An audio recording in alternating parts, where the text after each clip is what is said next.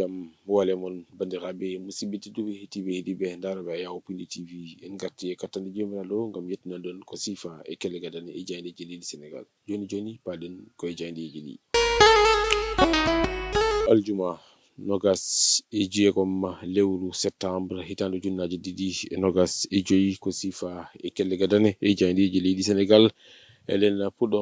e jayde ganduɗa kam woni jayde Walf Quotidien hono no waɗiri musidɓe men janiyankoɓe e gardidi natal mum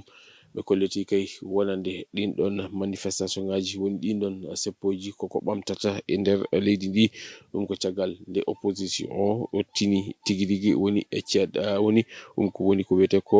tiiɗalla ko yowiti e alhaali guura ka ɗo ete nder leydi ndi ko ɗum jeeyi sababu jayde nde arti hen kam musidɓe men e jaydiyankoɓe ɓe garti kadi ko yowiti alhaali mo ganduɗa kam woni Madiambal Diagne koye on saaha jayde ganduɗa kam woni jayde quotidien Le Quotidien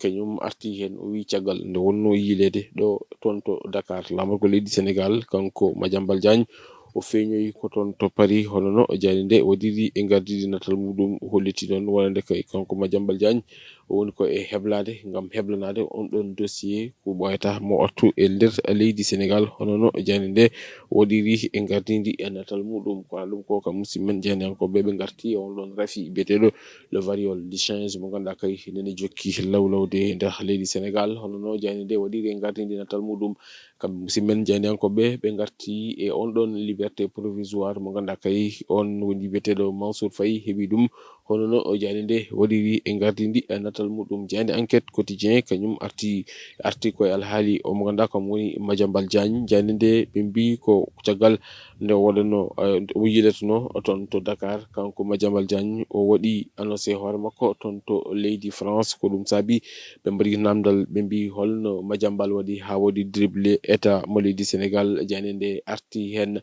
jayde Vox Populi kañum arti alhaali omo ganduɗa kam woni Madiambal Diagne hono no ɓe mbiri kamɓe musidɓe men e jaydiyankoɓe ɓe mbitande ko activement recherché omo ganduɗa kam woni Madiambal Diagne guila e balɗe ɗiɗi kono de Madiambal Diagne waɗi déclaré hoore muɗum toon to leydi France hono no ɓe mbaɗiri ɓe kolliti ɗon wonande Madiambal holliti wonde koko artata e nder leydi ndi ko ɓoyata hono no jayde nde waɗiri e gardidi natal muɗum kono ɗum ko kamɓe musidɓe men jaydiyankoɓe ɓe garti e omo ganduɗa kam woni Mouhamadou Mansour Faye mo ganduɗa kay heeɓi liberté provisoire kono noon ɓe mbi ko Mansour Faye waɗama placé sous contrôle judiciaire hono no jayde nde waɗiri e gardidi e natal muɗum jayde l'observateur jayde nde arti koye omo ganduɗa kam woni Mansour Faye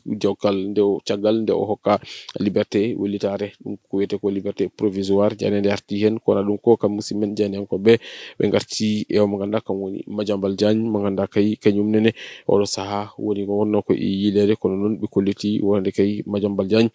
caggal nde on ɗon rapport mo ɓayyini woni ko woni mo épinglé ko yowiti e ɗin ɗon dossier ji ganduɗa kay sentif ne ɓayyina ɗum ɓe kolliti noon kanko Madiambal Diagne caggal nde o yiyaka sukaɓe makko ɗiɗo kañumen goni ko fowno jungo nono jayde nde waɗiri e gardidi e natal muɗum woni jayde e groupe Futurs Médias nde jayde La Tribune ko hen arti o witande ko Madiambal Diagne wi kay oɗo saaha joni kañum woni ko e heblanade ko yowiti on ɗon dossier kogil toon to leydi France ɗo ɓayyini on ɗon kabaru e hello makko X o holliti noon kanko Madiambal Diagne mawru to toon to lamorgo leydi Sénégal ko ɓoyata hono no jayde nde waɗiri e gardidi natal muɗum jayde ganduɗa kam woni jayde point actu ko hen arti ɓe mbitande ko mo ganduɗa kam woni Mouhamadou Mansour Faye kañum kay heeɓi ɗum ko wiyete ko liberté et sans o waɗa déposé ɗum ko woni ko wiyete ko caution hono no jayde nde waɗiri e gardidi natal muɗum kamɓe musidɓe men jeynayankoɓe ɓe garti hen kono ni kadi ɓe garti e mo ganduɗa kam woni Madiambal Diagne mo ganduɗa kay waɗanoma mbiyatande wonano ko yilede ɗon to taw ko ɓe ganduɗa kamɓe gooni division des investigations criminelles wonnomo yilade kanko Madiambal Diagne o woni tan noon o holliti omona toon to leydi France hono no jayde nde waɗiri e gardidi natal muɗum jayde wiyetede jayde L'As Quotidien kañum arti e ko ajuuɓi nogas e tati caggal yo leyru lo Joola kamɓe musidɓe men jeynayankoɓe ɓe mbitande ko ɓen ɓe ganduɗa kamɓen goni famille ji ɓen ɓe ganduɗa kañum goni loriɓe e kan ɗon lana wiyete ko bateau lo Joola ha joni de kañumen nana mbi yo ñawore wat gande holko jeeyi sababu yolayru kalɗon lana hono no jani nde waɗiri gardidi natal muɗum kona ɗum ko ɓe garti e caggal wasde hormade ɗen ɗon ko kuule ɗe ganduɗa kay laamu ngu hunannomo ɗum ɓe kolliti noon wonande kay ɗin ɗon central uji syndicat uji kolliti oɗo saaha